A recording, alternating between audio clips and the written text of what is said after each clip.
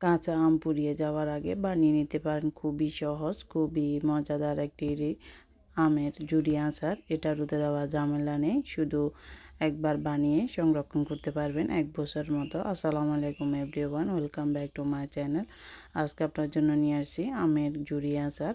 তো এখানে এর জন্য লাগবে আমাদের আমটা আমি ধুয়ে পরিষ্কার করে খোসা ছাড়িয়ে এবার নিয়েছি। এখানে প্রায় 4টা আমে আমার 700 থেকে 800 গ্রাম হবে। তো এটাকে প্রথমে আমি একটা ছুরি দিয়ে কেটে ছোট ছোট করে পিস করে নিব। তারপর এটাকে ছোট ছোট করে চিকন চিকন করে, যেরকম আমরা আলু ভাজা করি ওই রকম করে কেটে নেব। তো আপনারা চাইবেন একটু আঁটি শক্ত হলে এই আচারটা খুবই ভালো হয়। তো আমি কিছুটা কেটে দেখাচ্ছি, আপনারা দা বা বটি দিয়েও করতে পারবেন, যারা যেভাবে সহজ লাগে। আর না হলে গ্রেটার মেশিন দিয়েও করতে পারেন, তবে এরকম মোটা বা একদম চিকনও না। তো এরকম করে আমি সবগুলো করে নিয়েছি। তো এবার এটাকে আমি একটা বড় বলে নিয়ে নিচ্ছি। এখানে যেহেতু পুরোটাই পুড়ে গেছে, তো এর মধ্যে দিয়ে দিচ্ছি আমি লবণ। আমি তো সাধারণ লবণটা ব্যবহার করেছি, যেটা আমরা রেগুলার খাই। আপনারা সাগরের যে নোনতা লবণটা পাওয়া যায়, যেটা একটু কালো কালো দানাদার, ওই লবণটা দিলে ভালো প্রিজারভেটিভের কাজ করে। তো এর মধ্যে দিয়ে দিচ্ছি 1 চা চামচ হলুদ, আর দিয়ে দিচ্ছি 2 চা চামচ মরিচের গুঁড়া। তো দিয়ে এবার আমি ভালো করে মিশিয়ে নেব। মিশিয়ে নিয়ে আমি প্রায় 3 ঘন্টার মতো রেখে দেব। তো 3 ঘন্টা আগে আগে প্রথম 2 ঘন্টা পর আমি আপনাদের চেক করে দেখাবো। তো এটাকে ভালো করে মিশিয়ে আমি ঢেকে রেখে দিচ্ছি 2 ঘন্টা পর। তো 2 ঘন্টা পরে দেখুন কিছুটা পানি ছেড়ে এসেছে। তো এবার আবারও আমি উপর থেকে নিচ করে দিচ্ছি, যাতে উপরেরগুলা লবণে ভিজে নাই, তো সফট হয় না, এটা শক্ত রয়েছে। তো এই জন্য উল্টে পাল্টে আবারও আমি 1 ঘন্টার মতো রেখে দিচ্ছি। তো 1 ঘন্টা পর দেখুন বেশ অনেকটা পানি বেরিয়ে আসছে। তো এবার আমি ছেঁকে অতিরিক্ত পানি যেটা এটা ফেলে দেব। তো এর জন্য আমি একটা জর্জেট কাপড় নিয়েছি, আপনারা যে কোনো সুতির কাপড় নিয়ে নেবেন তাহলে হবে। আমি নিচ্ছি সুতির কাপড়টা, অনেক সময় জোরে আমরা চাপ প্রেসার দিলে কাপড়টা ফেটে যেতে পারে। তো তার জন্য তো এটাকে আমি যত সম্ভব চিপে অতিরিক্ত যে পানিগুলো আছে ওগুলো ফেলে দেব। আর এই অংশে হলুদ মরিচ লবণ যেটুকু যাওয়া চলে যাবে, বাকিটা আমি পরে অ্যাডজাস্ট করে নেব আবার দিয়ে। তো দেখুন অনেকটা পানি উঠেছে, তো আমি পানিগুলো ফেলে দিচ্ছি। তো ফেলে দিয়ে এবার ভিতরে যে অবশিষ্ট আম বা হলুদ মরিচ রয়েছে ওগুলা আমি দিয়ে রেখে দিচ্ছি পানি ঝরার জন্য বা প্যানের বাতাসের নিচে। তো এই জন্য একটা মশলা তৈরি করে নিচ্ছি। এটাতে আমি দিয়েছি মরিচ জিরা 1 চা চামচ করে, আর পাঁচফোড়ন দিয়েছি 1 টেবিল চামচ, আর 5-6টা দিয়েছি শুকনো মরিচ।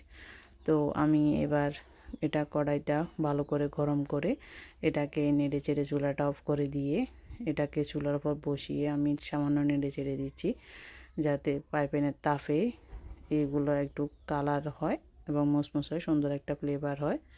তো আমি এটাকে 1 ঘন্টা ফ্যানে রাখার পর দেখুন অনেকটা ঝরঝরে হয়ে এসছে। তো এরপর আমি তেলটা রেডি করব। এখানে 1 কাপ দিয়ে দিয়েছি আমি সরিষার তেল। এটা একদম খাঁটি।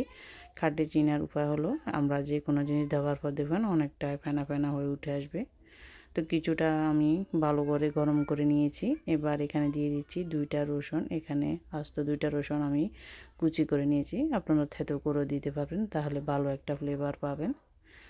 তো আমি এর মধ্যে এবার দিয়ে দিচ্ছি 1 চা চামচ পাঁচফোড়ন। এটা ফ্লেভার ভালো আসার জন্য দিচ্ছি, আস্ত দিয়ে দিচ্ছি। তো এরপর দিয়ে দিচ্ছি আমি এখানে সরিষা বাটা দিচ্ছি। আস্ত সরিষা আমি ভিনেগার দিয়ে বেটে নিয়েছিলাম, ওইটা দিয়ে আমি এবার ভালো করে মিশিয়ে চুলাটা অফ করে দেব। তো চুলাটা অফ করে দিয়েছি। তো এবার দেখুন অনেকটা নেড়ে চেড়ে অনেক ফেনা উঠেছে, এখানে কোনো ভেজাল নেই। তো এটাকে আমি ঠান্ডা হতে রেখে দিচ্ছি, আর এদিকে আচারটা রেডি করে নিব। এখানে দিয়ে দিচ্ছি আমি 1/3 কাপ চিনি ব্যবহার করেছি, যেহেতু আমটা অনেকটাই টক, এখন যেহেতু কাঁচা আম অনেকটাই টক থাকে। তো এর মধ্যে দিয়ে দিচ্ছি 1/2 চা চামচ বিট লবণ, আর আগে তো লবণ দিয়েছিলাম, যা পরিমাণ ছিল তাই দিয়ে দিচ্ছি। 2টা শুকনো মরিচ একটু কেটে দিয়েছি আমি, আর আগের থেকে আমি বেটে নেওয়া এই ব্লেন্ডার করে নিই, এটা আমি বেটে নিয়েছি। তো তো এটাকে আমি 2 টেবিল চামচের মতো দিয়ে দেব। দিয়ে আমি এবার ভালো করে এটাকেও মিশিয়ে নেব। তো এটাকে আমি হাত দিয়ে দিচ্ছি না, এই পর্যায়ে আর হাত দেওয়া যাবে না। তো এর মধ্যে এবার দিয়ে দিব সিরকা। আমি প্রায় 2 টেবিল চামচের মতো সিরকা দিয়েছি। তো সিরকাটা দিলে প্রায় অনেক দিন পর্যন্ত ভালো থাকবে না, আপনারা রোদে দিতে হবে না, রোদের ঝামেলা ছাড়াই এই আচারটি করে নিতে পারবেন। তো এবার মিশিয়ে দিচ্ছি যে আমি তেলটা আগে রেডি করে নিয়েছিলাম ওইটা। এটা আপনারা যে কোনো আচারই দিতে পারবেন, তাহলে আচারটা অনেক দিন ভালো থাকবে, যেহেতু সব কিছু সিদ্ধ করা। তো এরপর আমি এবার অনেকটাই দিয়ে দিচ্ছি, দিয়ে আবারও ভালো করে মিশিয়ে নিচ্ছি। আর বাকিটা যেহেতু তেল রেখে যাচ্ছে, ওটা আমি পরবর্তীতে বয়মের উপরে দিয়ে দেব। তো এবার আবারও ভালো করে মিশিয়ে নেওয়ার পর এই তেলটা রেখে দিচ্ছি। তো আমার আচারটা রেডি। এবার একটা পরিষ্কার বয়াম আমি ধুয়ে একদিন রোদে দিয়ে ভালো করে এটাকে শুকিয়ে নিয়েছি। তো এরকম কাঁচের বয়ামে আপনারা স্টোর করবেন, তাহলে অনেক দিন ভালো থাকে।